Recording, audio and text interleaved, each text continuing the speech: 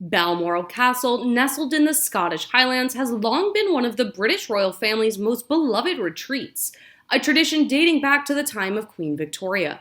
This summer, however, a very different noise will emanate from its hallowed halls, the oohs and ahs of tourists, as for the first time ever, guided tours for the public take place within the castle.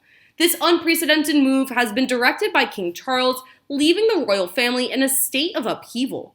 Sources close to the royal family hinted that William and Catherine had been less enthusiastic about this project.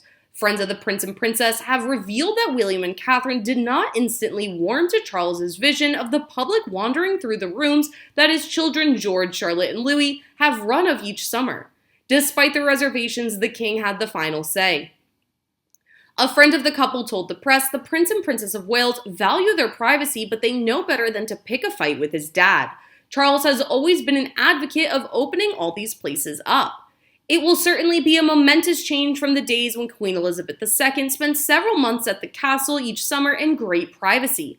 The tours began this week and will continue until August 4th.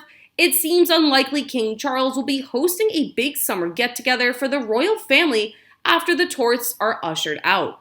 Charles's spokesperson did not respond to a request for comment, but a friend of the king told the press that Charles vastly prefers his own private home on the Balmoral estate, Burkle, as opposed to Balmoral Castle itself.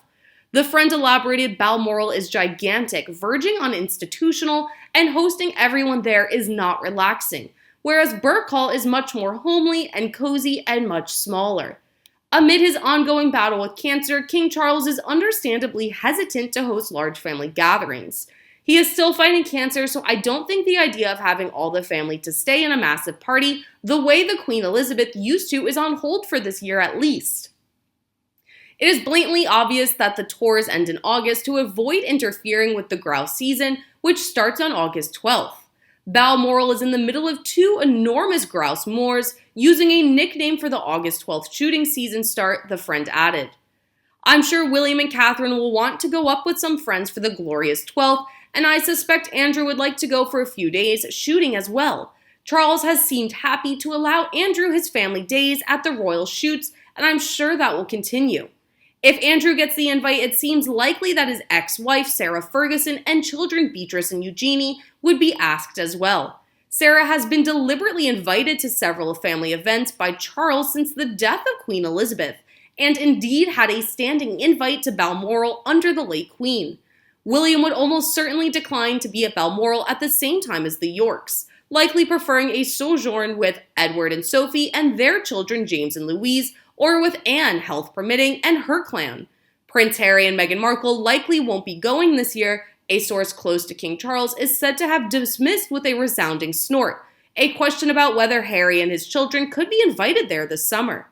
The history of Balmoral as a royal residence dates back to 1852, when Prince Albert and Queen Victoria purchased the estate from the Farquharson family, who had built a house there.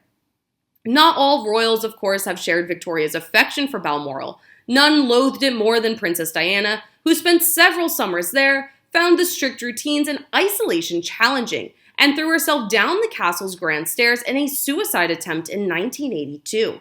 Harry gave a vivid description of Balmoral in his memoir, Spare, describing it as simply paradise.